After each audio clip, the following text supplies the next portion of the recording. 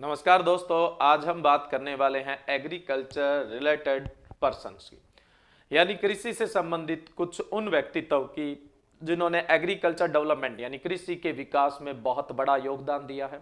चाहे वो साइंटिस्ट है, चाहे वो वॉलेंटियर है, यानी चाहे वो वैज्ञानिक है, चाहे समाज सेवक है, उन सब की अपने बात करेंगे। हो सकता है कि वो पॉलिटिशियन भी हो, राजनीतिक हो, जिन्होंने कृषि पर विशेष ध्यान दिया है। आज का जो लेक्चर है वो काफी इंपॉर्टेंट है, क्योंकि इसमें बहुत सारे हर एक लाइन अपने आप में क्वेश्चन है। हर एक लाइन में कई क्वेश्चन हो सकते हैं, इसलिए आपको इस लेक्चर को बड़े ही ध्यान से देखना है और साथ साथ में आप अपने नोट्स है वो भी बना सकते हैं। देखो, व्यक्तित्व यानी जो पर्सन है उनको डिस्कस करने से पहले हम थोड़ा सा एग्रीकल्चर रिवोल्यूशन यानी कृषि की क्रांतियों पर बात करते हैं। स्लाइड में आपके इंग्लिश दिया हुआ है, लेकिन आपको घबराने की जरूरत नहीं है। यहाँ इंग्लिश और हिंदी दोनों ही मीडियम में अपने बात करने वाले हैं, दोनों के लिए कंफर्ट रहने वाला है। सबसे पहले मैं बात करूं कि रिवॉल्यूशंस होता क्या है, क्रांतियां होती क्या है। जो पहले चल रहा था ट्रेडिशनल, पारंपरिक, परंपरागत जो भी चल रहा था, अगर उसमें कुछ कमियां हैं, हम नई विचारधाराएं यानी कुछ न्यू थ्योरीज जो है उनको अडेप्ट करवाने के लिए, अपनाने के लिए जो भी जोर देते हैं या उस पर जो कार्य करते हैं, उसी को हम रिवॉल्यूशन बोलते हैं। जैसे कोई नई वेराइटीज है यानी नई किस्में हैं, नए मेथोडोलॉजी है यानी नई विधियां हैं, नई प्रैक्टिस है यानी नई प्रकार की क्रियाएं हैं, उनको अपनाने पर जोर देने के लिए, उनके अडेप्शन पर जोर देने के लिए जो सराहनीय कार्य किए जाते हैं, यानी जोर शोर से जो कार्य किए जाते हैं, यानी फुल्ली एफिशिएंसी के साथ उन पे वर्क होता है कि पुरानी वाली छोड़ो और नई अपनाओ, यानी बदलाव ही रिवॉल्यूशन है। यानी जो चेंजेज है उसी को हम क्या बोलते हैं, रिवॉल्यूशन या फिर क्रांतियां बोलते हैं। पहले मैं आपको रिवॉल्यूशंस बता देता हूं, फिर उनसे जुड़े हुए जो व्यक्तित्व है उनकी बात करेंगे, इसलिए मुझे यहां पे पहले रिवॉल्यूशन बताने की जरूरत पड़ रही है। ठीक है, देखिए सबसे पहले मैं बात करूं अंबर रिवॉल्यूशन। जो अंबर रिवॉल्यूशन है यानी अंबर क्रांति है, वो हनी प्रोडक्शन से है, हनी बी से संबंधित है, यानी मधुमक्खी से संबंधित है। कुल मिला के ऑब्जेक्ट क्या है, शहद उत्पादन है ना। नेक्स्ट अपने बात करें ब्लैक रिवॉल्यूशन यानी काली क्रांति। ये पेट्रोलियम जो प्रोडक्ट है, जितने भी पेट्रोलियम उत्पाद है उनके लिए प्रारंभ की गई रिवॉल्यूशन है।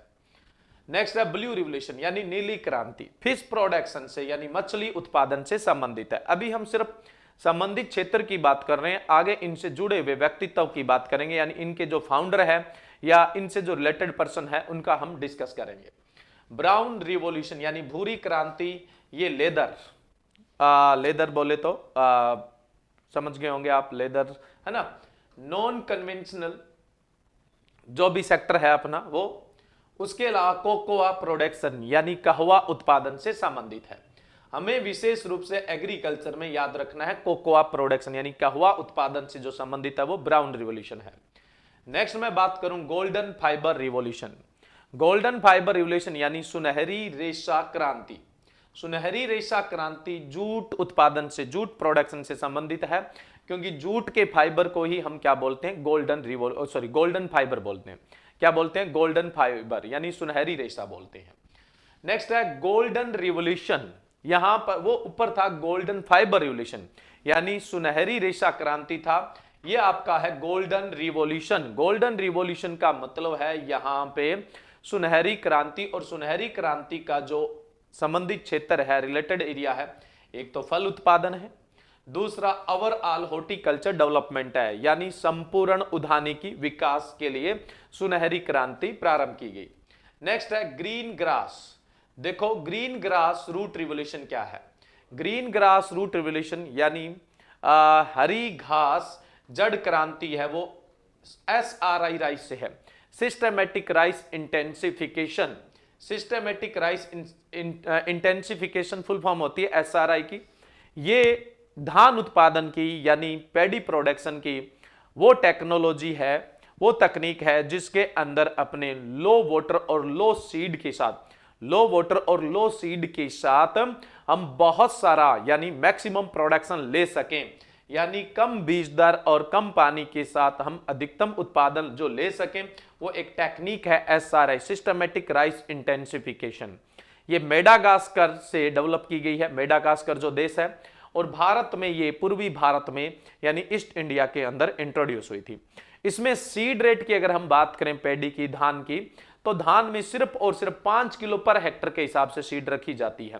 हालांकि इंडिया में ये ज्यादा सक्सेस नहीं हो पाया, लेकिन एक शानदार टेक्निक है। सबसे पहले तो एसआरआई क्या है? एसआरआई पैडी प्रोडक्शन की एक टेक्नोलॉजी है, यानी धान उत्पादन की एक तकनीक है। इसका पूरा नाम होता है सिस्टमेटिक राइस इंटेंसिफिकेशन। ये कम पानी व कम बीज दर में अधिक उत्पादन करने की तकनीक है। लो वाटर एंड लो सीड के साथ मैक्सिमम प्रोडक्शन लेने की एक टेक्नोलॉजी है। मेडागास्कर यानी मेडागास्कर में डेवलप की गई है, विकसित की गई है, और भारत में, पूर्वी भारत में आई थी, यानी ईस्ट इंडिया के अंदर इंट्रोड्यूस हुई थी। इसमें seed rate only 5 kg per hectare की रिक्वायरमेंट होती है। 5 किलो प्रति हेक्टर की सीड रेट की रिक्वायरमेंट होती है, लेकिन इंडिया में ज्यादा सक्सेस नहीं हो पाए। इससे जो रिलेटेड रिवोल्यूशन है उसको हम बोलते हैं ग्रीन ग्रास रूट रिवोल्यूशन, हरी घास जड़ उत्पादन, है ना। इसका नाम जड़ क्रांति, ग्रीन ग्रास रूट रिवोल्यूशन यानी हरी घास जड़ क्रांति बोलते हैं इसको। ग्रे रिवोल्यूशन, ग्रे का मतलब धूसर, धूसर क्रांति है वो फर्टिलाइजर प्रोडक्शन यानी उर्वरक उत्पादन से संबंधित है। नेक्स्ट है पिंक रिवोल्यूशन यानी गुलाबी क्रांति, और ये गुलाबी क्रांति जो है वो अनियन प्रोडक्शन यानी प्याज उत्पादन। फार्मास्यूटिकल ये अपने छोड़ देते हैं, अपना सेक्टर नहीं है। गुलाबी क्रांति एक तो प्याज उत्पादन से संबंधित है, दूसरा परवन प्रोडक्शन यानी झींगा उत्पादन से संबंधित है, ठीक है। नेक्स्ट है रेड रिवोल्यूशन यानी लाल क्रांति। लाल क्रांति है वो मीट प्रोडक्शन से और टोमेटो प्रोडक्शन से, यानी मीट उत्पादन और टमाटर उत्पादन से संबंधित है। वहीं पे हम बात करें, नेक्स्ट है वो हमारी राउंड रिवोल्यूशन यानी गोल क्रांति। गोल क्रांति है वो पोटैटो प्रोडक्शन से यानी आलू उत्पादन से संबंधित है। Silver fibre revolution, silver fibre revolution का मतलब है रजत रेशा क्रांति। Silver fibre, silver fibre cotton का जो फाइबर होता है, कपास का जो रेशा होता है, उसको हम सिल्वर फाइबर बोलते हैं। तो सिल्वर फाइबर रिवोल्यूशन किससे संबंधित है, यानी रजत रेशा क्रांति किससे संबंधित है? कॉटन प्रोडक्शन से यानी कपास उत्पादन से संबंधित है। एक है सिल्वर रिवोल्यूशन, है ना, ओनली सिल्वर, फाइबर नहीं है यहाँ पे। सिल्वर रिवोल्यूशन यानी रजत क्रांति अंडा उत्पादन से संबंधित है और पोल्ट्री से संबंधित है, यानी मुर्गी पालन से संबंधित है, ठीक है। नेक्स्ट है व्हाइट रिवोल्यूशन, श्वेत क्रांति, जिसको आप ऑपरेशन फ्लड के नाम से भी जानते हैं। ये मिल्क प्रोडक्शन से संबंधित है, यानी दूध उत्पादन से संबंधित है। नेक्स्ट बात करें येलो रिवोल्यूशन यानी पीली क्रांति। जो पीली क्रांति है वो जनरली ऑयल सीड प्रोडक्शन से संबंधित है, ऑयल सीड यानी तिलहनी फसलों से संबंधित है। वहीं पर मैं बात करूं एवरग्रीन रिवोल्यूशन, एवरग्रीन रिवोल्यूशन यानी जिसको हम बोलते हैं हमेशा हरी भरी क्रांति है। ये कृषि के संपूर्ण विकास से संबंधित है, ये कृषि के संपूर्ण विकास से, ओवरऑल डेवलपमेंट ऑफ एग्रीकल्चर से रिलेटेड है। वहीं पर आप पढ़ते हैं रेनबो रिवोल्यूशन, कौन सी पढ़ते हैं आप? रेनबो रिवोल्यूशन भी पढ़ते हैं। रेनबो का मतलब होता है इंद्रधनुष क्रांति। इंद्रधनुष क्रांति जो है, या जिसको हम रेनबो रिवोल्यूशन बोल देते हैं, वो हमने जितनी भी यहाँ क्रांतियों की बात की है, जितनी भी रिवोल्यूशंस की बात की है, उन सब पर निगरानी रखने वाला एक रिवोल्यूशन है, यानी इन सब की मॉनिटरिंग करने वाला एक रिवोल्यूशन है। यानी जितनी भी अब तक रिवोल्यूशन है कृषि में, उन सब पर कंट्रोल करने वाली कौन सी है? रेनबो रिवोल्यूशन है। कुछ और भी जो क्रांतियां हैं वो छोटी मोटी ऐड होती जाती है समय समय के साथ। हमने यहाँ पर जो मेन रिवोल्यूशन है उन पर ही डिस्कस किया है, और भी जो कुछ होगी हम उन पर साथ साथ में थोड़ा थोड़ा डिस्कस करते रहेंगे, लेकिन जो मोस्ट ऑफ है वो मैंने आपके यहाँ पर मेंशन कर दी है, ठीक है। अब हम बात करते हैं इनसे संबंधित व्यक्तित्व की, लेकिन व्यक्तित्व से पहले दो मेन जो रिवोल्यूशन हुई है इंडिया के अंदर, उससे थोड़ा सा अपने हिस्ट्री से रिलेटेड बात कर लेते हैं, क्योंकि वहां हिस्ट्री से रिलेटेड क्वेश्चन आ जाता है। तो ग्रीन रिवोल्यूशन में अपने डिस्कस करें तो ग्रीन रिवोल्यूशन में देखो आप थोड़ा सा हिस्ट्री पे जाते हैं। 1935 के अंदर, यानी मैं बात करूं 1935 की, गोंजीराव इंजुका, ये एक जापानीज साइंटिस्ट थे, जापानीज साइंटिस्ट थे गोंजीराव इंजुका, जिन्होंने नोरिन 10 की खोज की। अच्छे से ध्यान रखना है, नोरिन 10 जो गेहूं का सेमी ड्वार्फ जीन है, यानी अर्धबोना जीन है, सेमी ड्वार्फ जो जीन है, अर्धबोना जीन है, उसकी खोज की थी गोंजीराव इंजुका ने।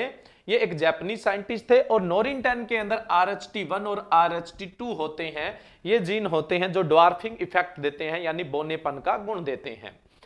इन्होंने जंगली जातियों में गेहूं की जो वाइल्ड स्पीसीज है उनके अंदर नोरिन 10 को खोजा था। 1940 के अंदर 1940 के अंदर ऑरविल वोगल जो है, ऑरविल वोगल की मैं बात करूं तो ऑरविल वोगल एक अमेरिकी साइंटिस्ट ही थे, जो वाशिंगटन स्टेट जो यूनिवर्सिटी थी, यूएसए की यूनिवर्सिटी थी, उसके अंदर साइंटिस्ट थे। इन्होंने नोरिन 10 जंगली जातियों से अलग किया और जो कमर्शियल वेराइटी है यानी जो व्यवसायिक किस्में हैं उनके अंदर इन्होंने ट्रांसफर किया, जिससे ड्वार्फ वेराइटियां मिली हमें, जिनकी हाइट लगभग 150 सेंटीमीटर थी और जिनसे हाई यील्डिंग प्रोडक्शन यानी अच्छा उत्पादन, उच्च उत्पादन भी मिला कंपेयर देन पीछे की हम बात करें। देखो आगे सुनो, मैक्सिको एक अमेरिका का पिछड़ा हुआ देश था जिसमें फूड ग्रेन यानी खाद्यान्न के मामले में वो चैलेंज था उसके लिए, यानी वो भरपाई नहीं कर पा रहा था अपनी जनता के लिए। वहां पे फूड ग्रेन की काफी प्रॉब्लम थी, यानी खाद्यान्न की समस्या थी, भूखमरी जैसी समस्या थी। तो अब देखो ये जो 1940 में ऑरविल वोगल ने कमर्शियल वेराइटियां जो डेवलप की थी, व्यावसायिक किस्में जो डेवलप की थी, कब? 1940 के आसपास, है ना। वो इन्होंने हैंड ओवर कर दी 1940 में एनी बोरलॉग को। एनी बोरलॉग जो है वो एक अमेरिकन एग्रोनॉमिस्ट ही थे। ये क्या है, मैक्सिको में जाते हैं और मैक्सिको के अंदर जो समस्या होती है उसके समाधान के लिए काम करते हैं।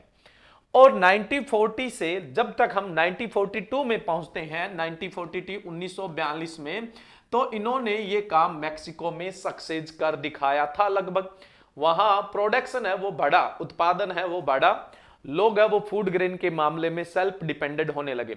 आपको पता हो तो मैक्सिको एक ट्रॉपिकल कंट्री है, उष्ण जलवायु वाला देश है जो नॉर्थ अमेरिका यानी उत्तरी अमेरिका में पड़ता है, और वहां पे एनी बोरलॉग के जो एफर्ट्स थे वो रहे थे, ठीक है।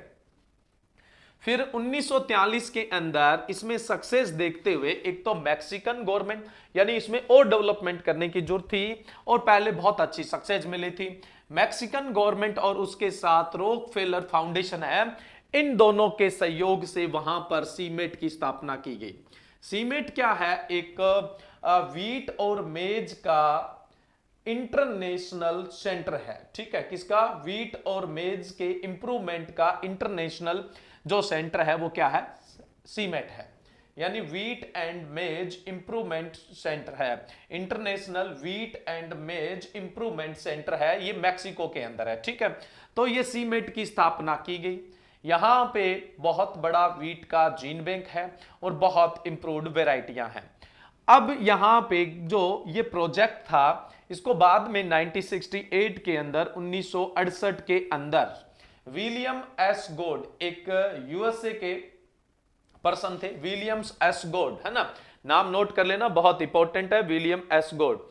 तो विलियम एस गोड ने क्या किया, इसको जो नाम दिया वो ग्रीन रिवॉल्यूशन दिया था। जिस समय ये प्रोजेक्ट चल रहा था उस समय इसको जो नाम है वो नहीं दिया गया था ना, ऐसा नहीं है कि उसी समय ये नाम दिया हुआ था ग्रीन रिवॉल्यूशन। ग्रीन रिवॉल्यूशन जो नाम आया था, हरित क्रांति जो शब्द आया था वो 1968 के अंदर 1968 के अंदर आया था, और दिया किसने था? विलियम एस गोड ने दिया था। और विलियम एस गोड जो है वो United state agency for international development, United state agency for international development है, उसके एक साइंटिस्ट थे विलियम एस गोड, जिन्होंने ग्रीन रिवॉल्यूशन 1968 में शब्द दिया था 1968 के अंदर। लेकिन ये आगे की बात है, अब हम इसको समझने के लिए शुरू से ही बोलते हैं ग्रीन रिवॉल्यूशन, है ना। नाम तो इस प्रोजेक्ट का कब आया था? 1968 के अंदर। तो 1935 में नोरिन 10 आया, 1940 में उसको कमर्शियल वेराइटी यानी व्यावसायिक किस्मों में ट्रांसफर कर दिया। किसने किया? ऑरविल वोगल ने, ये अमेरिकन साइंटिस्ट थे। और 1940 में ये जो वेराइटियां थी एनी बोरलॉग को हैंड ओवर कर दी, और एनी बोरलॉग ने क्या है, मानवता दिखाते हुए मैक्सिको के अंदर इन्होंने एक ग्रीन रिवॉल्यूशन है उसको बढ़ावा दिया, और वहां पे जो फूड की चैलेंजिंग थी उसको खत्म किया, और मैक्सिको को फूड प्रोडक्शन के मामले में आत्मनिर्भर किया। और इसी को देखते हुए 1943 के अंदर CIMMYT, international wheat and maize improvement centre की स्थापना हुई, जिसके अंदर रॉकफेलर फाउंडेशन और मैक्सिकन गवर्नमेंट का योगदान था, यानी इन्होंने क्या है, इसके लिए फंड दिया था। ये ग्रीन रिवॉल्यूशन का, हरित क्रांति का इंटरनेशनल सिनेरियो है, यानी अंतरराष्ट्रीय, आप देख सकते हैं जो कहानी है वो ग्रीन रिवॉल्यूशन की है। अब हम बात करें थोड़ा सा इंडिया को लेते हुए। इंडिया के अंदर अगर हम बात करें तो इंडिया में क्या था, देखो इंडिया था वो ब्रिटेन इंग्लैंड के गुलाम था। 1912 से लेकर मैं अगर 1947 की बात करूं तो एग्रीकल्चर में बहुत कम डेवलपमेंट हुआ। इसी में आपका फर्स्ट वर्ल्ड वॉर यानी प्रथम विश्व युद्ध, उसके बाद द्वितीय विश्व युद्ध, और उसी दौरान भारतीय राजनीति में बड़ी उथल पुथल चल रही थी। और 1935 से 40 का जो समय था वो पूरे विश्व के लिए एक आर्थिक तंगी का समय था, इकोनॉमिक क्राइसिस का समय था। इन घटनाओं के बीच में एग्रीकल्चर का बड़ा डेवलपमेंट होने की पॉसिबिलिटीज क्या थी, कम थी। अब हुआ क्या, 1947 के बाद भारत में बंटवारा हो गया। बंटवारा भी राजनीतिक उथल पुथल का ही कारण था। अब पाकिस्तान और भारत दो देश बन जाते हैं। अमेरिका से इंडिया जो है वो गेहूं या खाद्यान्न जो भी है उसका इंपोर्ट करता था, आयात करता था।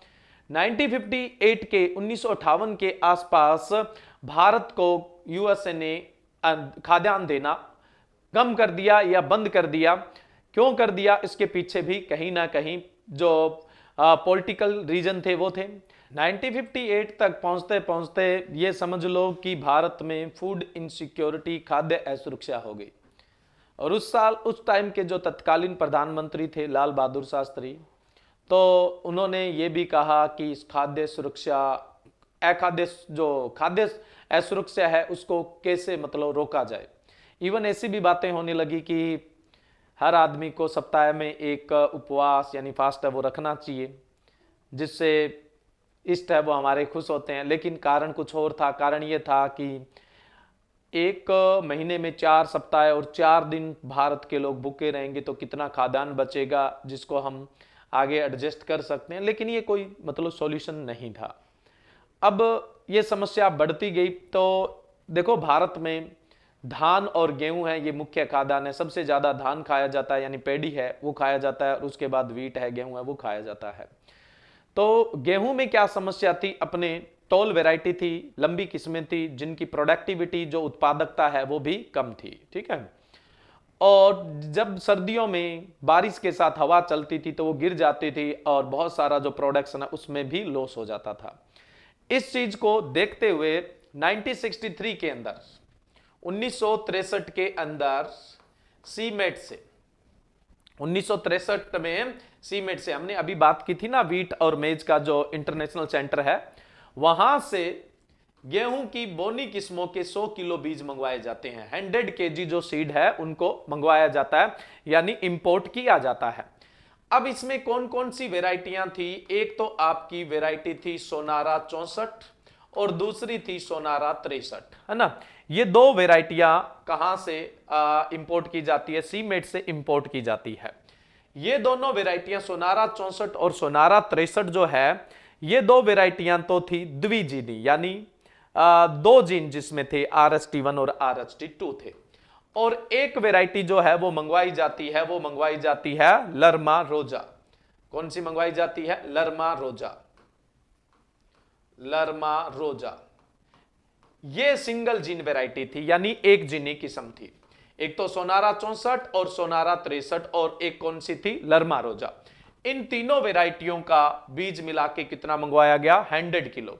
ये सेमी ड्वार्फ वेराइटियां थी जो मैक्सिको के अंदर ग्रीन रिवॉल्यूशन को सक्सेस करने में इनका बहुत बड़ा योगदान था। हमने पीछे बात की थी कि 1943 के अंदर वहां सीमेट बना था, ठीक है, और वहां लगभग ग्रीन रिवॉल्यूशन है वो सक्सेस हुआ, ये बात हुई थी हमारी। तो ये जो ग्रीन रिवॉल्यूशन है ये इतना कामयाब हुआ कि पूरे विश्व में इसके चर्चे रहे और एनी बोरलॉग की वाहवाही हुई। तो वहां से हर कंट्री ने सोचा कि कुछ न कुछ मैक्सिको जैसा प्रोजेक्ट हो जिसकी वजह से हम पूरे विश्व में फूड सिक्योरिटी को ला सकें यानी खाद्य सुरक्षा को ला सकें। तो ये ग्रीन रिवॉल्यूशन है ये पूरे वर्ल्ड में फैल गया।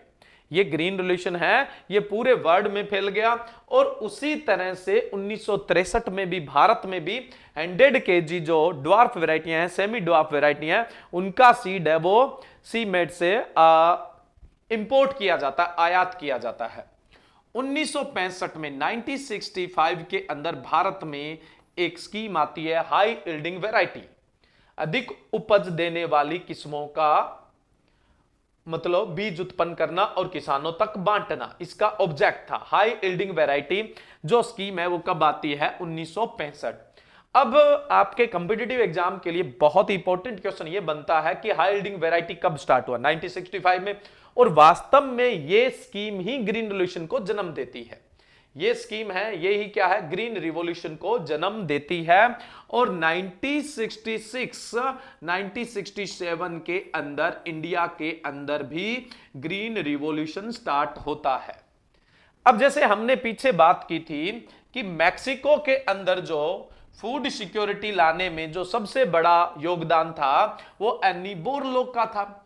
तो वहां पे अगर हम देखें कि जो फूड सिक्योरिटी लेके आए वो एनी बोरलॉग लेके आए थे, ठीक है।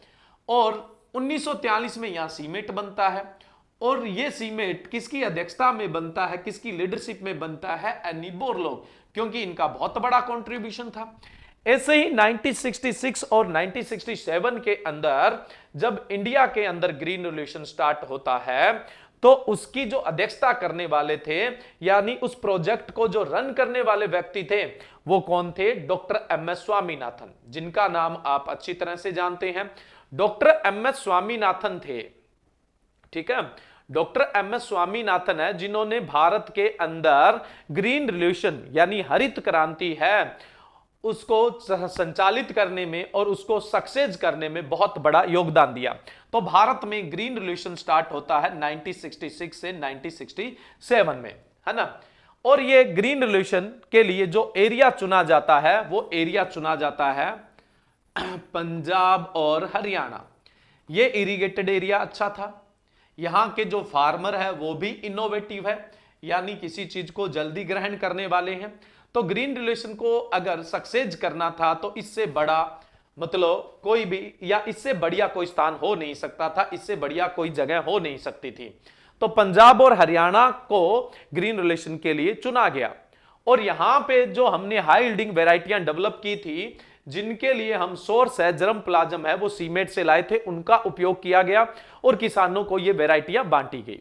अब ध्यान रखना, भारत में ग्रीन रिवॉल्यूशन में मेन 2 क्रॉप पे टारगेट किया गया था। वैसे ओवरऑल बात करें तो पूरे फूड ग्रेन पे टारगेट किया गया, पूरे खाद्यान्न पे टारगेट किया गया, लेकिन जो सबसे मेन क्रॉप थी वो कौन सी थी? वीट थी। और उसके बाद ध्यान दिया गया वो किस पे दिया गया? राइस पे ध्यान दिया गया।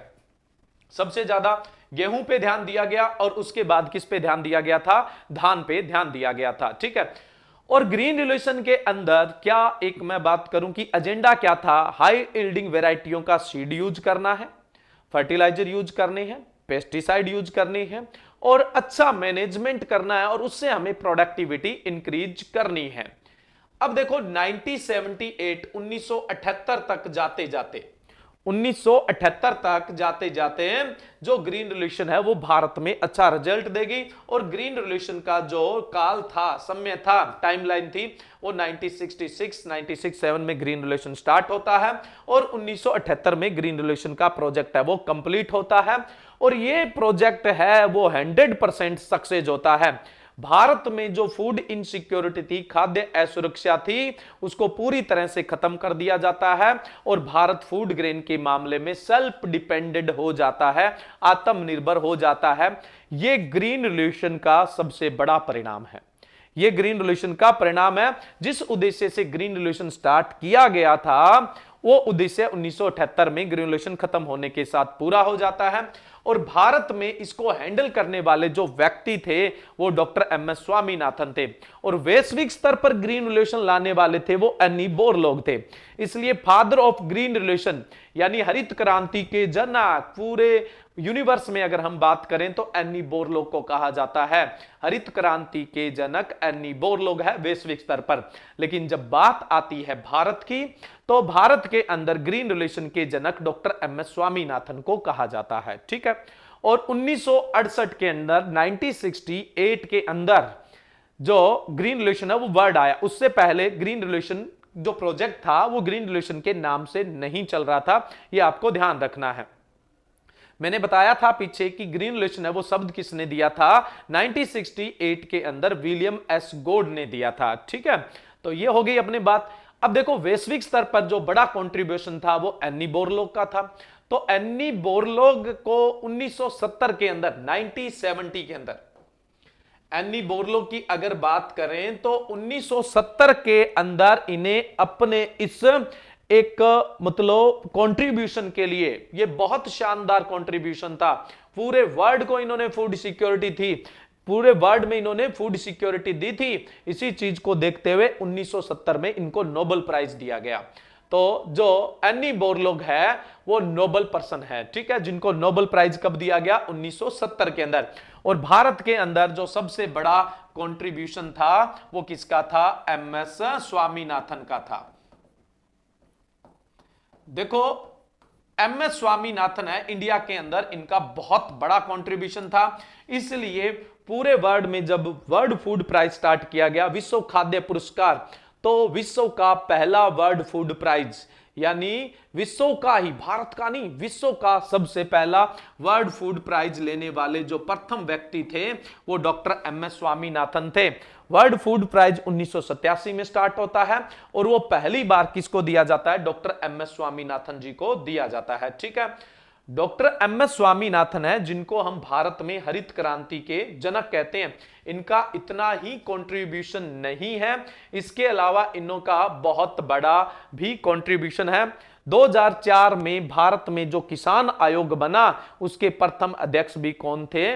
डॉक्टर एमएस स्वामीनाथन थे। 2004 में जो किसान आयोग बना उसके प्रथम अध्यक्ष भी कौन थे? डॉक्टर एमएस स्वामीनाथन थे। और डॉक्टर एमएस स्वामीनाथन ने बहुत ही प्रकाशन किए हैं, जिनमें से इनका एक बहुत ही पॉपुलर जो पब्लिकेशन है वो पूछ लिया जाता है, व्हीट रिवोल्यूशन जो बुक है, व्हीट रिवोल्यूशन यानी गेहूं की क्रांति पुस्तक जो लिखी गई है वो डॉक्टर एमएस स्वामीनाथन द्वारा ही लिखी गई है। व्हीट रिवोल्यूशन बुक किसके द्वारा लिखी हुई है? एमएस स्वामीनाथन। और एमएस स्वामीनाथन को 1987 के अंदर वर्ल्ड फूड प्राइज मिलता है। वर्ल्ड फूड प्राइज उस व्यक्ति को मिलता है जो फूड सिक्योरिटी, चाहे काम करके, चाहे उसमें अवेयरनेस पैदा करके, चाहे लोगों में अवेयरनेस पैदा करके, जो इस विश्व में फूड सिक्योरिटी का काम करता है, चाहे क्वांटिटी वाइज यानी मात्रा के आधार पे, चाहे क्वालिटी वाइज चाहे गुणवत्ता के आधार पे, उसको वर्ल्ड फूड प्राइज दिया जाता है। और विश्व का पहला वर्ल्ड फूड प्राइज लेने वाले व्यक्ति कौन थे? डॉक्टर एमएस स्वामीनाथन थे। तो ये ग्रीन रिवोल्यूशन से संबंधित कुछ हिस्ट्री है जो आपको ध्यान में रखनी है। यहां पे आपके बहुत सारे क्वेश्चन बनते हैं। ग्रीन रिवोल्यूशन के दौरान भारत में सीमेट मैक्सिको से कौन सी किस्में लाएगी? सोनारा 64, सोनारा 63 और लरमा रोजा। लरमा रोजा सिंगल जीन वेराइटी थी, सोनारा 64 और सोनारा 63 जो है ये डबल जीन वेराइटी थी, ध्यान रखना है। तो ये थी एक सबसे इंपॉर्टेंट रिवॉल्यूशन। और एग्रीकल्चर रिवॉल्यूशन के अंदर कृषि क्रांतियों में सबसे पहली जो क्रांति थी वो कौन सी थी? ग्रीन रिवॉल्यूशन थी। भारत में इसका काल 1966-67 से लेकर 1978 था। अब आपसे पूछ ले ग्रीन रिवॉल्यूशन की प्रीकर्सर स्कीम कौन सी थी, यानी इसको पैदा करने वाली स्कीम कौन सी थी? हाई यील्डिंग वैरायटी थी। और भारत में मैक्सिको से वैरायटियां 1963 के अंदर, 1963 के अंदर लाई जाती है। क्लियर है कहानी? ये बात थी ग्रीन रिवॉल्यूशन की। अब हम बात करें नेक्स्ट, एक है व्हाइट रिवॉल्यूशन, है ना। व्हाइट रिवॉल्यूशन यानी श्वेत क्रांति, जिसको आप ऑपरेशन फ्लड के नाम से भी जानते हैं। किसके नाम से जानते हैं? जिसको ऑपरेशन फ्लड के नाम से जानते हैं। इसमें भी हम थोड़ी सी टाइमलाइन की बात करें, 1964 और 65 यहां पे एक प्रोग्राम चला था ICDP, है ना, intensive cattle development programme, intensive cattle development programme, जिसको गहन पशु विकास कार्यक्रम के नाम से भी जाना जाता है। इसका उद्देश्य था कि भारत के अंदर क्या किया जाए, जो पशु पालन है और पशु उत्पादन है उसको बढ़ाया जाए तथा उसके अंदर गुणवत्ता भी विकसित की जाए।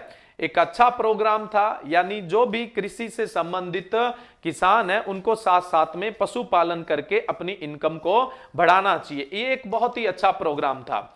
अब देखो, हमें ऑपरेशन फ्लड यानी श्वेत क्रांति है उसको पढ़ने से पहले थोड़ा सा हमें और टाइमलाइन पे डिस्कस करना चाहिए।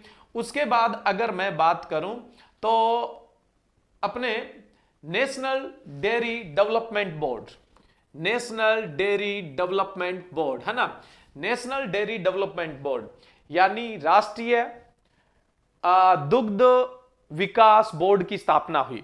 नेशनल डेयरी डेवलपमेंट बोर्ड की स्थापना बहुत बार आप लोगों से एग्जाम में पूछ ली जाती है। 16 जुलाई 1965 को हुई। कब हुई? 16 जुलाई 1965 को नेशनल डेयरी डेवलपमेंट बोर्ड की स्थापना हुई। कहां पर है ये? आनंद, गुजरात के अंदर है। आनंद, गुजरात के अंदर इसको बनाने का उद्देश्य क्या था? इसको बनाने का जो उद्देश्य था आपको ही पता है। अमूल जो है यानी आनंद मिल्क यूनियन लिमिटेड, इसकी जो स्थापना है वो आनंद, गुजरात में हुई थी। कब हुई थी? 1946 के अंदर। दुग्ध उत्पादन के लिए ये जो स्थान था वो सबसे बेहतर था, और यहीं से विकास अगर किया जाता तो वो पूरे भारत में सेपरेट हो सकता था। जैसे हमने पीछे ग्रीन रेवोल्यूशन के लिए बात की थी कि पंजाब हरियाणा जो है, पंजाब हरियाणा है वो बेस्ट पैलेस है। किसके लिए? ग्रीन रेवोल्यूशन के लिए बेस्ट पैलेस थे। वैसे ही दूध के विकास के लिए अगर कोई स्थान चुना जाना था तो आनंद, गुजरात उस समय के लिए सबसे बेहतरीन था। तो 16 जुलाई 1965 को जो नेशनल डेयरी डेवलपमेंट बोर्ड है उसकी स्थापना हुई। अब देखो, इन दोनों आईसीडीपी और नेशनल डेयरी डेवलपमेंट बोर्ड, एक चीज ध्यान रखो, नेशनल डेयरी डेवलपमेंट बोर्ड के प्रथम अध्यक्ष थे डॉक्टर वर्गीस कुरियन। नाम सुना होगा डॉक्टर वर्गीस कुरियन, ये एक लीजेंड है, नाम तो 100% आपने सुना है। डॉक्टर वर्गीस कुरियन है, इनका एजुकेशन हुआ न्यूजीलैंड से, और आपको पता है कि न्यूजीलैंड का जो डेयरी सिस्टम है वो बहुत ही अच्छा सिस्टम था। वहां से एजुकेट होके आए और इंडिया के अंदर डेयरी के अंदर डेवलपमेंट में इन्होंने अपने बहुत प्रयास किए। इसी को देखते हुए नेशनल डेयरी डेवलपमेंट बोर्ड के जो प्रथम अध्यक्ष बनाए थे, बनाया था वो किसको बनाया था? डॉक्टर वर्गीस कुरियन को बनाया था। अब इनके प्रयास से क्या किया गया? 1970 से व्हाइट रिवॉल्यूशन यानी श्वेत क्रांति स्टार्ट किया गया। कब स्टार्ट किया गया? 1970 से। इसको अलग अलग 3 फेज में बांटा गया। तो सबसे पहली फेज जो ऑपरेशन फ्लड है यानी श्वेत क्रांति है, उसके प्रारंभ के साथ स्टार्ट हुई। 1970 से 1980 का जो टाइम था वो श्वेत क्रांति या ऑपरेशन फ्लड का फर्स्ट फेज था, यानी पहली जो फेज थी उसका टाइम था, यानी जो पहली प्रावस्था थी उसका टाइम था। इसके अंदर इंडिया में अच्छे प्रयास किए गए और इसके लिए कुछ फंड भी मिला था। यूरोपियन इकोनॉमिक सोसाइटी है, उसने कुछ फंड भी दिया था। और इसके अंदर किसानों के अंदर पशुपालन को लेकर जागरूकता बढ़ानी थी और अच्छी नस्ल के पशुओं को रखते हुए दुग्ध उत्पादन बढ़ाना था। और इस पर विशेष रूप से स्किम मिल्क जो पाउडर है और बटर ऑयल है, स्किम मिल्क पाउडर जो सूखा दूध बोलते हैं और बटर ऑयल है, इनके उत्पादन को बढ़ाया गया और इनकी सेल करके कुछ जो अर्निंग है वो बटोरी गई। 1970-80 में श्वेत क्रांति के अच्छे परिणाम देखे गए और उसी को देखते हुए इसकी सेकंड फेज भी स्टार्ट कर दी गई। इसकी जो सेकंड फेज है वो स्टार्ट हुई थी 1981 से और इसका टाइम था 1985 तक। सेकंड फेज 5 साल की थी। फर्स्ट फेज कितने साल के लिए थी? 10। सेकंड फेज कितने साल के लिए थी? 5 साल के लिए थी। अब सेकंड फेज के अंदर काम थोड़ा और जोरों शोरों से होता है। अब जो मिल्क स्टोरेज थे उनकी संख्या पूरे देश में 18 थी, 18 थी। जितने भी जो दुग्ध अवसितन केंद्र थे जहां पे मिल्क जो स्टोर किया जाता है वो 18 थे, है ना। तो 18 से इनकी संख्या बढ़ा के 136 की गई सेकंड फेज में। 18 से कितनी कर दी गई? 136 कर दी गई, यानी काफी संख्या बढ़ाई गई। और लगभग 42,50,000 जो मिल्क प्रोड्यूसर फार्मर है मतलब इंडिया में हो गए थे जिनको इस प्रोजेक्ट से जोड़ा गया। और लगभग सेकंड फेज में फार्मर कितने हुए? मतलब जो मिल्क प्रोड्यूसर थे वो 42,50,000 थे और पूरे देश में लगभग 43,000 जो कोऑपरेटिव सोसाइटी है, दूध की जो सहकारी समितियां हैं वो बनाई गई। कितनी? 43,000। एक शानदार पीरियड रहा ये। इसके बाद क्या है, और भी जो सेक्टर है उन पे भी ध्यान दिया गया, लेकिन विशेष रूप से इन चीजों पर ध्यान दिया गया। इसके अलावा जो सेकंड फेज थी, सेकंड फेज में अगर मैं बात करूं कि और किन चीजों पर ध्यान दिया गया, शहर जो है अर्बन एरिया है वहां पर जो डेयरी है उसके जो आउटलेट है वो खोले गए, 290 आउटलेट खोले गए जैसे ये होते हैं ना, मतलब जहां पर दूध और दूध से संबंधित प्रोडक्ट मिलते हैं, तो ऐसे पूरे भारत में जो मेन मेन शहर थे उनके अंदर 290 आउटलेट खोले गए, जैसा कि न्यूजीलैंड का पैटर्न था। सेम उसी पैटर्न से 290 आउटलेट क्या है, खोले गए। ठीक है, अब क्या है, जो नेक्स्ट फेज स्टार्ट होती है, वो नेक्स्ट फेज अपनी स्टार्ट होती है 1985 से 1996 तक। 1985 से 96 तक ये भी लगभग 10 साल की फेज थी। इसके अंदर इन सभी सेक्टर पे और जोर दिया गया और इनमें विकास किया गया। जो पहले सहकारी समितियां बनी थी सेकंड फेज में, उसके अंदर 30,000 सहकारी समितियां यानी कोऑपरेटिव सोसाइटी है वो और ऐड कर दी गई। अब 1996 तक लगभग भारत में 73,000, लगभग कितनी, 73,000, 73,000 जो कोऑपरेटिव सोसाइटी है वो इंडिया के अंदर हो गई। और बाकी जो प्रोसेसिंग प्रोडक्ट है उन पर भी जोर दिया गया। तो ये था श्वेत क्रांति का काल, ऑपरेशन फ्लड का। 1970 से 1980 इसकी फर्स्ट फेज थी, 1981 से 85 इसकी सेकंड फेज थी, और 1985 से 1996 इसकी थर्ड फेज थी। और परिणाम ये रहा, इतना शानदार परिणाम इसका रहा कि 1998 में भारत यूएसए को बीट करता है और दूध उत्पादन के अंदर फर्स्ट पोजीशन पे आ जाता है। इतना सक्सेस हुआ ये कि यूएसए जो मिल्क प्रोडक्शन में फर्स्ट पोजीशन पे था उसको भारत बीट करते हुए भारत फर्स्ट पोजीशन पर आ जाता है। ये श्वेत क्रांति का परिणाम रहा। हमने इससे पहले बात की ग्रीन रिवॉल्यूशन की। तो ग्रीन रिवॉल्यूशन का परिणाम क्या था कि भारत है वो फूड ग्रेन के मामले में सेल्फ डिपेंडेंट हो जाता है। तो ये एक बहुत बड़ा रिवॉल्यूशन था और डॉक्टर एमएस स्वामीनाथन का बहुत बड़ा कंट्रीब्यूशन था। ऐसा ही श्वेत क्रांति, ऑपरेशन फ्लड 1970 से 96 में चलता है और 98 में भारत विश्व का सबसे बड़ा दूध उत्पादक देश है वो बन जाता है। तो ये भी रिजल्ट बहुत था। जब फूड प्राइज स्टार्ट किया गया तो पहला फूड प्राइज इंडियंस को ही मिला, वो कौन थे, डॉक्टर एमएस स्वामीनाथन। और तीसरा वर्ल्ड फूड प्राइज जो 1989 में, हर साल दिए जाते हैं वर्ल्ड फूड प्राइज, 1989 के अंदर डॉक्टर वर्गीस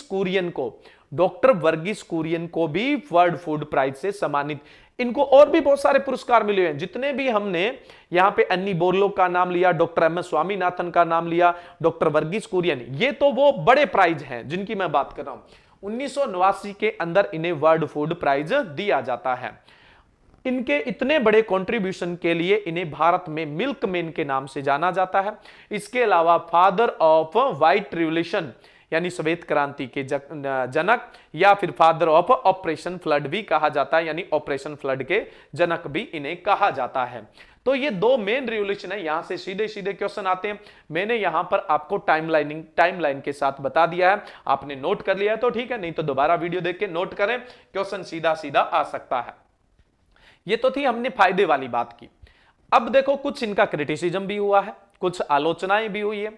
जैसे जाहिर सी बात है कि मैंने ये वीडियो बनाया, ये आपके एग्जाम के लिए बेहतरीन रहेगा, नो डाउट जरूर रहेगा, लेकिन फिर भी कुछ लोग क्रिटिसाइज करेंगे, यार इसमें ये था, इसमें वो था, ढंग से नहीं पढ़ाया। तो कोई भी काम है उसका क्रिटिसाइज्म तो होता ही होता है, इस बात में तो कोई डाउट ही नहीं है। अब क्या था, जो ग्रीन रिलेशन है वो भारत में, मैंने क्या कहा था, हाई यील्डिंग सीड यूज करने हैं, फर्टिलाइजर यूज करने हैं, पेस्टिसाइड यूज करने हैं, और बेस्ट मैनेजमेंट के साथ प्रोडक्टिविटी है वो बेस्ट लेके आनी है। ठीक है, तो ये फर्टिलाइजर और पेस्टिसाइड है, ये धीरे धीरे बहुत ज्यादा यूज होने लगे और इंडिया में केमिकल फार्मिंग, रासायनिक खेती की उत्पत्ति ग्रीन रिलेशन के साथ ही होती है। ये ग्रीन रिलेशन 4 कदम आगे चलती है तो 2 कदम पीछे रखने का भी काम कर देती है। तो हरित क्रांति का सबसे बड़ा नुकसान क्या था, भारत में रासायनिक खेती का सूत्रपात होना, और जिसका नतीजा आप देखते हो कि सबसे ज्यादा जो केमिकल यूज करने वाला स्टेट है वो कौन सा है, पंजाब। और ग्रीन रिवॉल्यूशन के अंदर जो स्पोर्ट लिया था वो पंजाब और हरियाणा ही लिया था। ठीक है, तो आज भी यहां पे क्या है, जो केमिकल है वो बहुत ज्यादा यूज हो रहे हैं। तो रासायनिक खेती जो आती है इंडिया में वो ग्रीन रिवॉल्यूशन के साथ आती है। वैसे ही व्हाइट रिवॉल्यूशन का भी क्रिटिसिज्म होता है। कैसे होता है कि इसके दौरान क्या किया गया, विदेशी नस्ल की गायों का ज्यादा इंपोर्ट हुआ, लोगों का इंटरेस्ट उनकी तरफ बढ़ा। इस वजह से जो इंडियन ब्रीड थी वो थोड़ी खतरे में रही और यहां पर जेनेटिकल इरोजन जैसी प्रॉब्लम देखी गई। अब अनुवांशिक शरण क्या होता है, अनुवांशिक शरण होता है कि हम उच्च गुणवत्ता की किस्में या नस्लों के चक्कर में जो दूसरी किस्में या नस्लें होती है उनको छोड़ने लगते हैं और वो खत्म होती जाती है, यानी विविधता है वो धीरे धीरे कम होती जाती है, जिसका नुकसान आगे बहुत बड़ा उठाना पड़ता है। तो इंडियन ब्रीड्स है उनका थोड़ी सी पॉपुलरिटी इसकी चक्कर में क्या होती है, कम रह जाती है। तो ये दो रिलेशन आपको अच्छे से याद रखनी है, इसीलिए मैंने यहां पे आपको ये सब चीजें डिटेल से बताई है। अब हम बात करें कौन सी क्रांति से संबंधित कौन सा व्यक्ति है। दो की तो मैंने आपको हिस्ट्री बताई है, तो आपको कहानी समझ में आ गई होगी। देखो, father of green revolution in India doctor MS. Swaminathan, बात कर चुके हैं, हिंदी में बताने की जरूरत नहीं है। और वैश्विक स्तर पर डॉक्टर एन.ई. बोरलॉग है। फादर ऑफ ब्लू रिवॉल्यूशन, नीली क्रांति के जो जनक है, भारत में नीली क्रांति के जनक जो है वो डॉक्टर हीरालाल चौधरी है। भारत में नीली क्रांति के जनक doctor Hiralal Chaudhary. White revolution अभी हम बात कर चुके हैं, श्वेत क्रांति के जनक डॉक्टर वर्गीस कुरियन है। और गोल्डन रिवॉल्यूशन यानी सुनहरी क्रांति, भारत के अंदर इसके जनक डॉक्टर के.एल. चड्ढा है, जिन्हें नेशनल हॉर्टिकल्चर साइंटिस्ट की उपाधि प्रदान है। पिंक रिवॉल्यूशन यानी गुलाबी क्रांति के जनक है वो दुर्गेश पटेल है।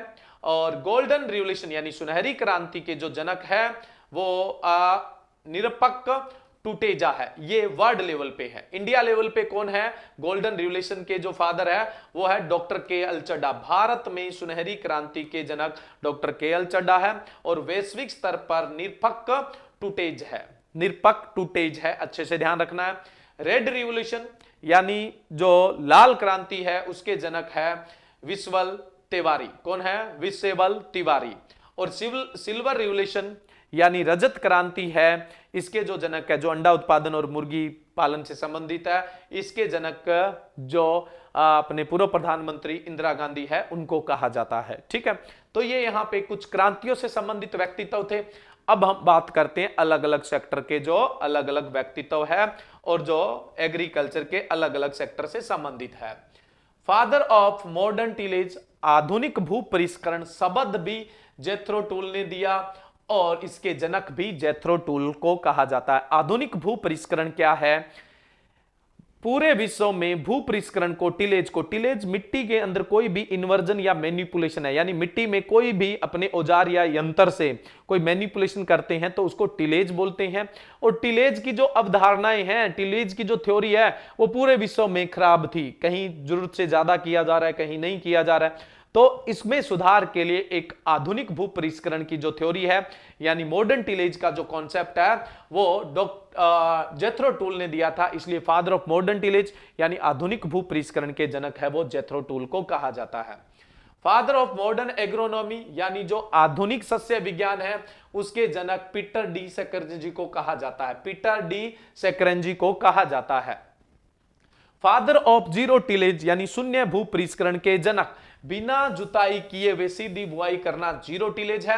जीरो टिलेज शब्द तो जेथरो टूल ने दिया था, जीरो टिलेज जो शब्द है वो तो जेथरो टूल ने दिया था, बट इसके जो जनक है वो है जेबी ट्रिपलेट और जिम मैककुटेचेन, है ना। जेबी ट्रिपलेट और जिम मैककुटेचेन है, इन्होंने शून्य भू परिष्करण पे बहुत काम किया है, इसलिए फादर ऑफ जीरो टिलेज या शून्य भू परिष्करण के जनक है वो जेबी ट्रिपलेट या जिम मैककुटेचेन को कहा जाता है।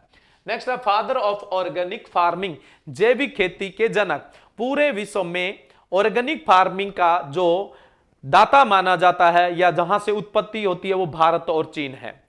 विश्व में ऑर्गेनिक जो खेती है, ऑर्गेनिक फार्मिंग है, वो भारत की देन है और उसके बाद चीन की देन है। ठीक है, लेकिन केमिकल फार्मिंग आया, उसके बाद सबसे पहले ऑर्गेनिक फार्मिंग की जो नीड फील हुई थी यानी कार्बनिक खेती की जो आवश्यकता महसूस हुई थी वो यूरोप में हुई थी 1930 के अंदर।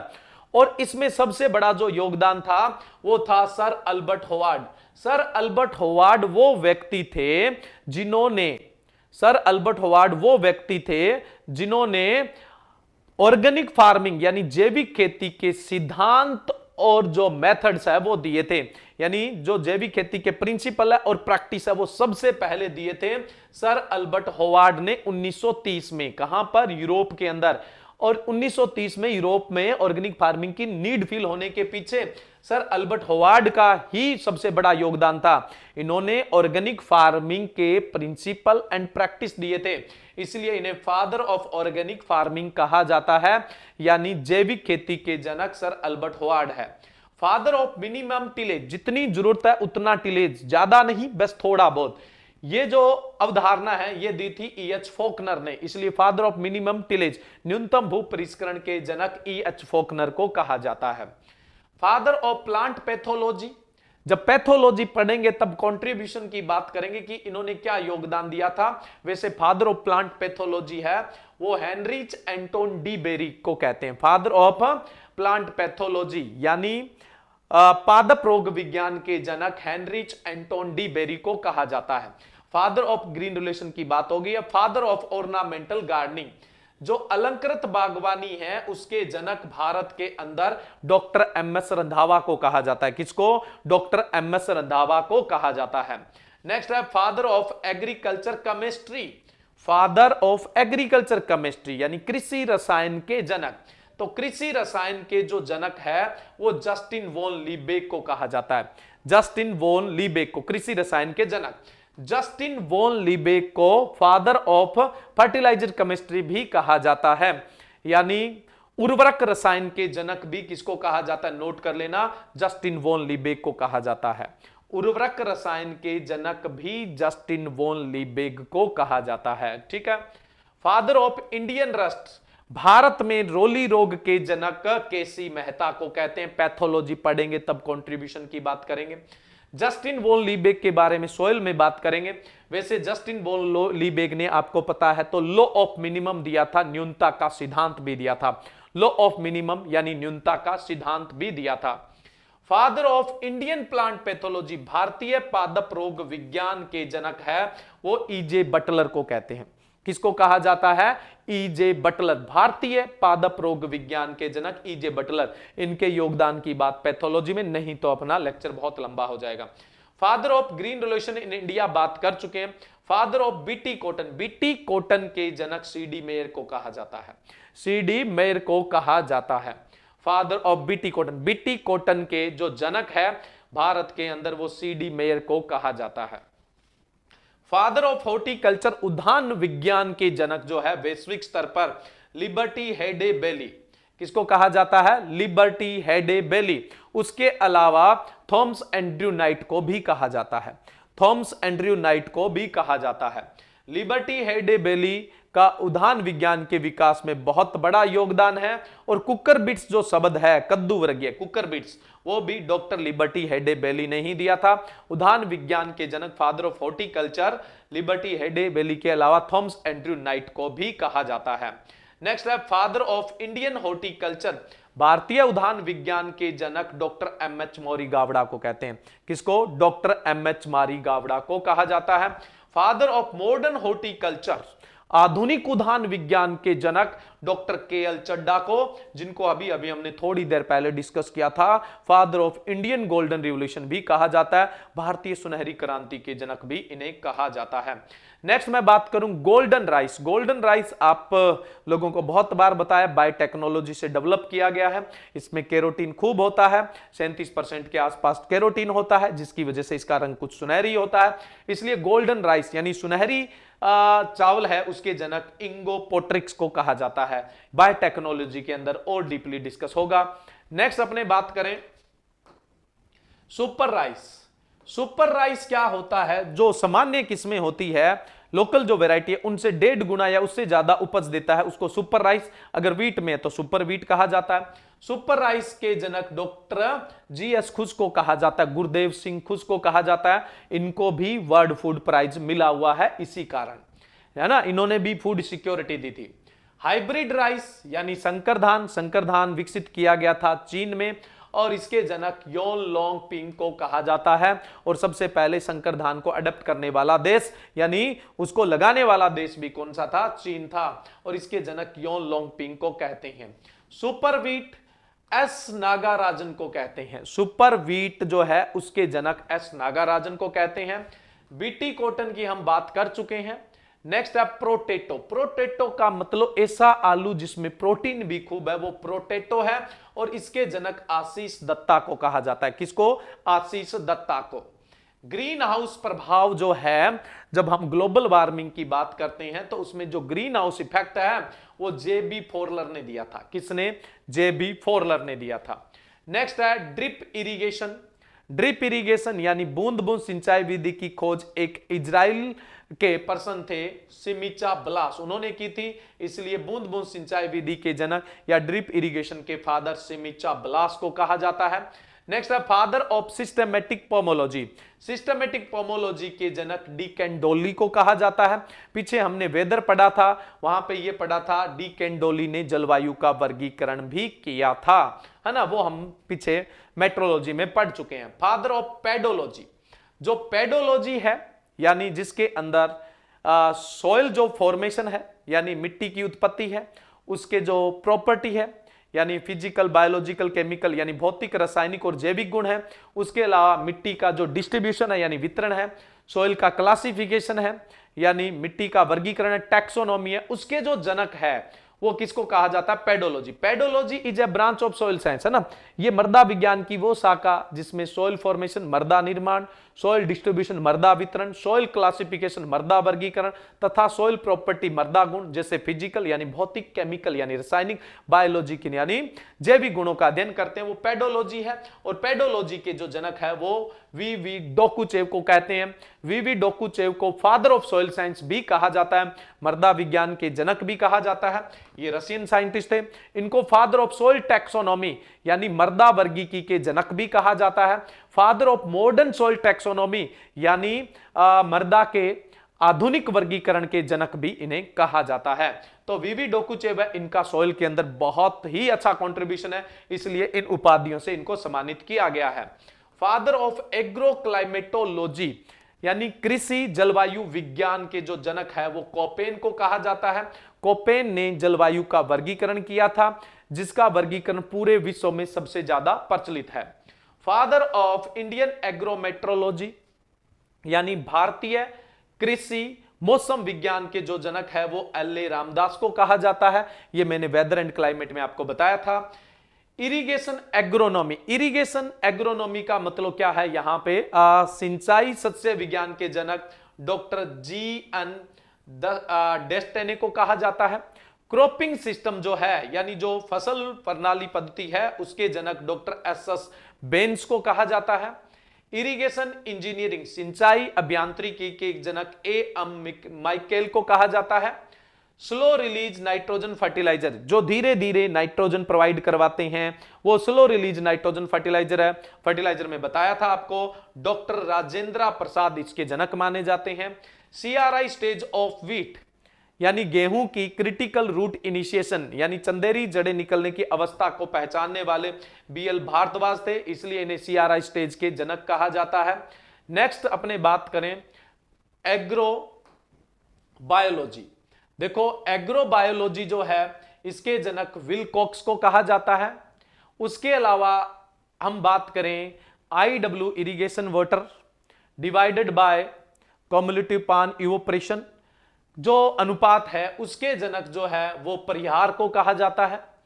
ट्रांसप्लांटिंग इंपीरियल मिल्ट यानी बाजरे के अंदर पौध लगा के फिर खेती करने के जो जनक कहा जाता है वो डॉक्टर गौतम को कहा जाता है, क्योंकि इन्होंने ही बाजरा में सीडलिंग तैयार करके यानी पौध तैयार करके खेती करना दिया था।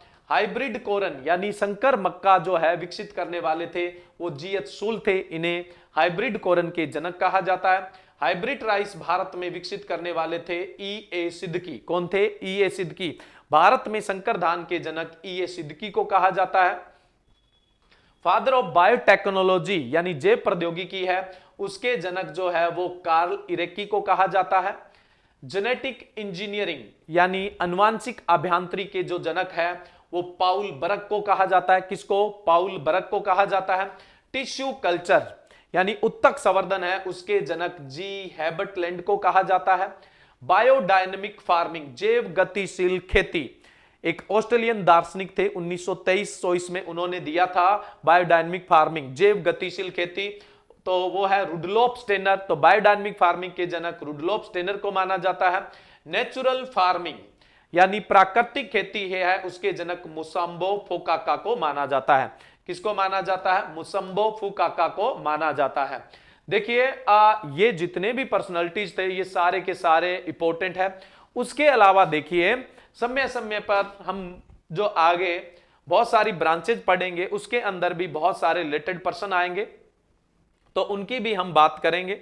उसके अलावा मैं आप लोगों के लिए कुछ क्वेश्चन है वो छोड़ के जा रहा हूं, वो अगले जो अपना सेशन होगा उसके अंदर डिस्कस करेंगे। हालांकि मैंने सोइल के अंदर आप लोगों को बताया भी था, लेकिन फिर भी देखो, father of soil science, father of Indian soil science and agriculture chemistry, है ना, इसके जनक कौन है? और बहुत इंपॉर्टेंट है, क्वेश्चन पीछे आया भी था जब एआरओ सोइल साइंस का एग्जाम हुआ था, तो उसके अंदर ये क्वेश्चन पूछा गया था। ठीक है, कुछ और भी जो जनक है वो वैसे, हालांकि मैं ब्रांचेज जब पढ़ा, मतलब जो टॉपिक करवा रहा था उसके साथ साथ मैंने आपको बताए थे। जैसे अभी हम बात कर रहे थे फादर ऑफ एग्रो क्लाइमेटोलॉजी, कृषि जलवायु विज्ञान के जनक कोपेन, कोपेन ने जलवायु का क्लासिफिकेशन भी किया था पूरे वर्ल्ड लेवल पे। उसके अलावा अभी इंडियन एग्रोमेट्रोलॉजी के आपको जनक बताए थे, भारतीय कृषि मौसम विज्ञान के जनक एल.ए. रामदास को। उसके अलावा इंडियन मेट्रोलॉजी, भारतीय मौसम विज्ञान के जनक, भारतीय मौसम विज्ञान के जनक नहीं पता है तो आप नोट कर लेना, भारतीय मौसम विज्ञान के जनक देवराज सिक्का को कहते हैं, देवराज सिक्का को कहते हैं। इन्हें भारत में मानसून मैन के नाम से भी जाना जाता है। किस नाम से? मानसून मैन के नाम से भी जाना जाता है। उसके अलावा फादर ऑफ एग्रो मेट्रोलॉजी पूरे विश्व में, कोपेन तो जो कोपेन थे वो तो एग्रो क्लाइमेटोलॉजी थे, कोपेन है वो है फादर ऑफ एग्रो क्लाइमेटोलॉजी। अगर आपसे पूछ ले कि फादर ऑफ एग्रो मेट्रोलॉजी कौन है, तो डी.एन. वालिया है। कौन है? डी.एन. वालिया। देखो, फादर ऑफ एग्रो क्लाइमेटोलॉजी है वो कोपेन है, फादर ऑफ एग्रो मेट्रोलॉजी है वो है डी.एन. वालिया। डी.एन. वालिया। वैश्विक स्तर पर कौन है? डी.एन. वालिया। ये भी नोट कर लेना, मैंने यहां पे नहीं दिया हुआ क्योंकि मैंने पीछे करवा दिया था। और वैश्विक स्तर पर फादर ऑफ मेट्रोलॉजी, सिर्फ मेट्रोलॉजी के जनक है वो लुके होवार्ड है। कौन है? Luke Howard, L-U-K-E Howard.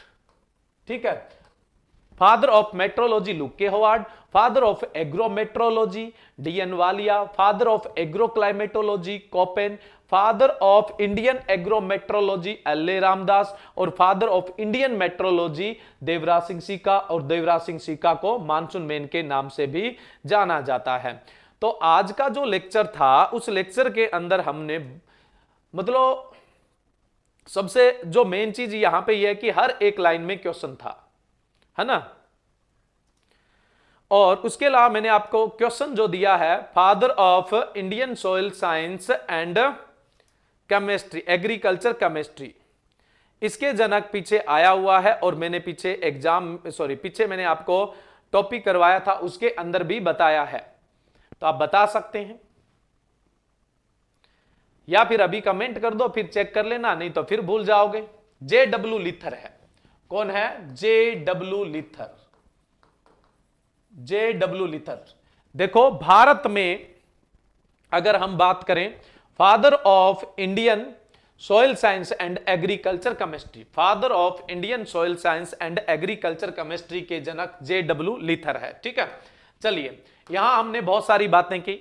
अब लास्ट में जाते जाते कुछ और इंपॉर्टेंट बात कर लेते हैं अपने। देखो, हमारे शरीर में 20 एमिनो एसिड की जरूरत है, 10 हमारे शरीर में ही बन जाते हैं और 10 हम फूड के साथ लेते हैं।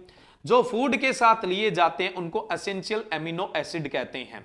तो एसेंशियल एमिनो एसिड की संख्या कितनी है? 10 है। और ये 10 एमिनो एसिड हमें कहां से मिलने हैं? भोजन से मिलने हैं।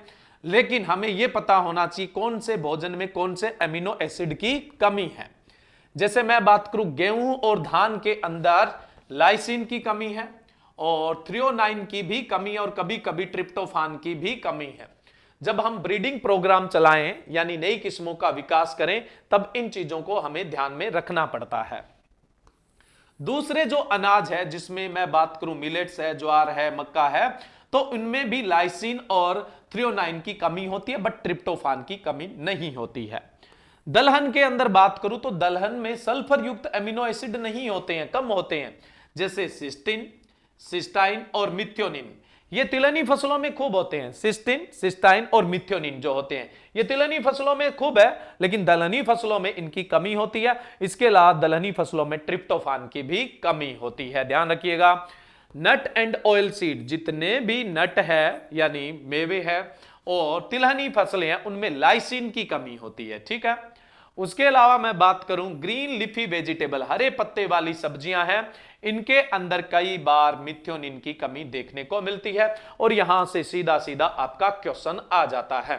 तो ये सब चीजें आपको याद रखनी है और इनसे कोई ना कोई क्वेश्चन पक्का आने वाला है। आज का जो सेशन था वो बहुत ही इंपॉर्टेंट था और अच्छे से नोट बना के आपको इसको याद रखना है। तो इस सेशन में इतना ही। Thank you.